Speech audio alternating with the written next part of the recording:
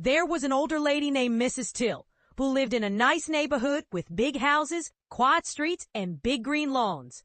Mrs. Till was in her 60s and lived with her husband in a nice brick house. Everyone in the neighborhood thought they owned their home, but really, they were just renting. Mrs. Till always said she was a Christian. She had a Bible on her table and went to church every Sunday.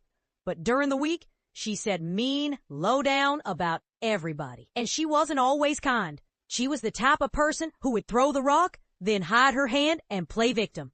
One day, a new family moved in down the street. It was a young mom named Vanessa with 4 children. Vanessa wasn't married, but she worked hard for everything she had. She had a job and went to school, hoping to give her kids a better life. Vanessa's kids were sweet and polite. They said yes, ma'am, and thank you.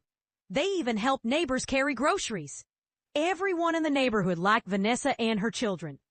Everyone except Mrs. Till. She talked about Vanessa and her kids from the moment they moved in, though they'd done nothing to her.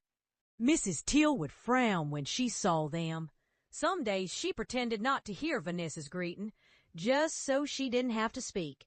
But Mrs. Till's husband, Joe, always spoke and was kind to Vanessa and her kids. Mrs. Till made up stories about Vanessa, saying things like, "She's too young to live here," or "Her kids are too loud." But none of it was true. Vanessa never said anything mean back. She just kept working hard, taking care of her children, and being kind. Then something surprising happened. One day, Mrs. Till got a letter in the mail. The house she and her husband were renting was being taken away.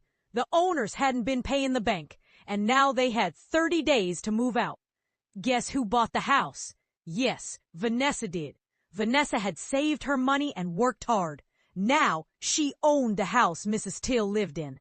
Mrs. Till didn't know what to say, but Vanessa smiled and said, "I understand that 30 days isn't enough time to find another place. I'll extend it to 90 days. And in that moment, Mrs. Till learned something very important.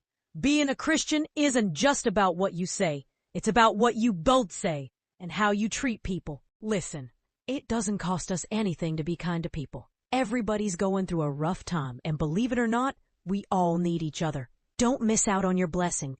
Be kind.